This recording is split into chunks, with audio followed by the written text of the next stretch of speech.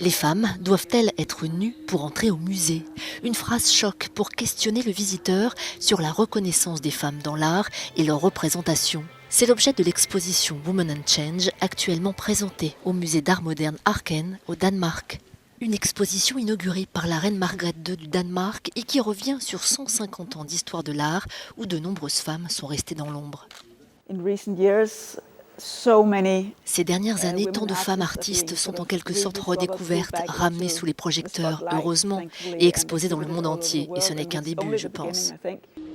Les redécouvertes sont surprenantes, comme ce portrait royal du début du XXe siècle, ou des œuvres et installations beaucoup plus contemporaines.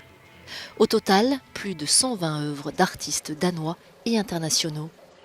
Mais quand on va à la librairie du musée, on remarque l'absence presque totale de femmes dans les éditions d'art.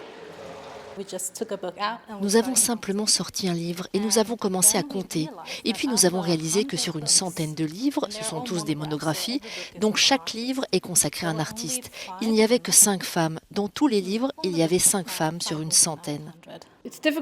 C'est difficile pour les gens de ne citer que 10 femmes artistes. Pourquoi ne sont-elles pas des noms familiers comme Picasso ou Andy Warhol?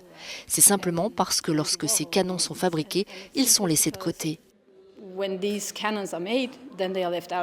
L'exposition Women and Change est une occasion unique de voir la diversité de la créativité des femmes, bien au-delà du genre et des conventions, à découvrir jusqu'au 14 août au musée d'art moderne Arken.